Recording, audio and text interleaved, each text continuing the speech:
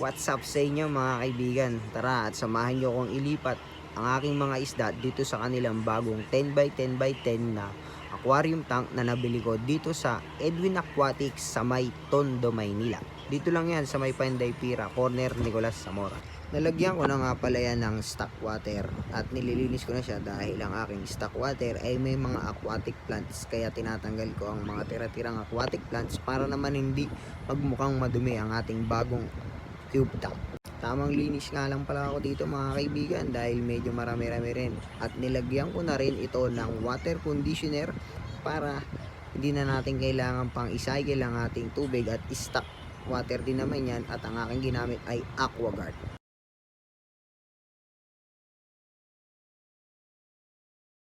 Ibabalik na nga pala natin ang ating mga aerator para sa ating mga guppy. Ang gamit ko nga pala ang aerator dito ay ang nabili ko lang sa TikTok na USB type aerator na ang tatak ay Batumi. Mura lang yun mga kaibigan. Pwede nyo rin yung bilhin para sa inyong mga alaga.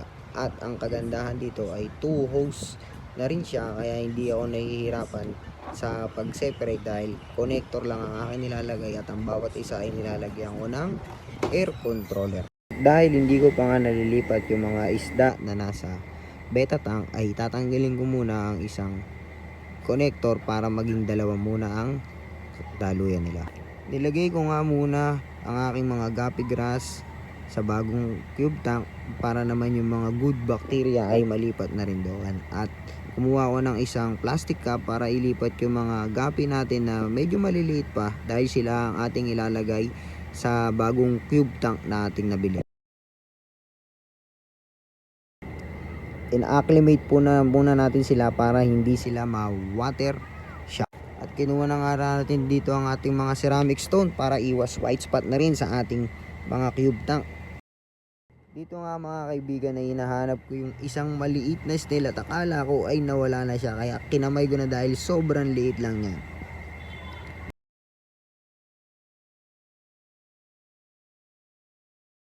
Ayan, tamang acclimate lang muna sila habang inaayos pa natin yung iba, at dito natin nalagay ang ating ibibreed na guppy. Ayan na nga yung ibibreed natin na guppy. Iyan ay isang male at 3 female. Sana lang ay maging matagumpay tayo sa pagbibreed natin ng guppy para makapagparami na tayo. At nililipat ko na rin ang kanilang mga aking gamitan galing sa kanilang lumang ay DIY lamang, dahil napanood ko lang din to sa mga vlogger na nag-aalaga din ng isda.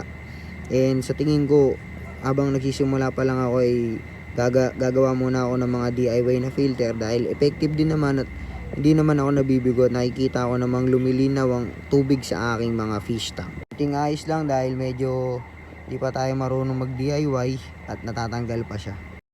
At dahil nalipat na nga natin ang ating mga breeder sa beta tank, ito ang ginawa nating breeding tank. At kung mapapansin nyo na yung maliliit kong guppy ang gumamit sa ating bagong 10x10x10 na cube tank. Ngayon guys, isasama na nga nating linisin ang isang 10x10x10 cube tank na ang nakalagay naman dito ay ang ating mga molly na nabili lang natin sa isang shop.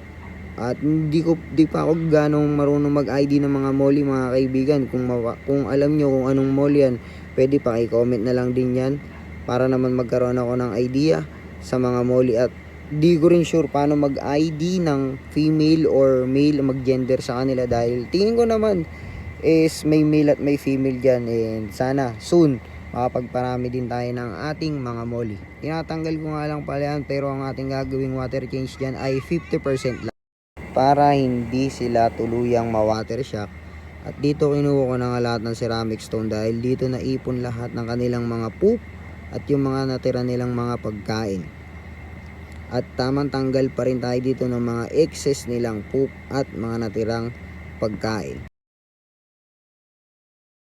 At dahil tapos na nga tayo mag-acclimate, ay ilalagay na natin ang ating mga guppy sa kanilang mga fish tank. At sana pala rin tayo dito sa ating breeding na guppy.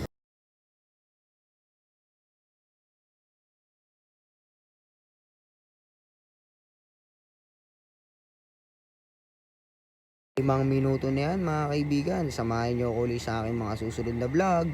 Salamat at paalam!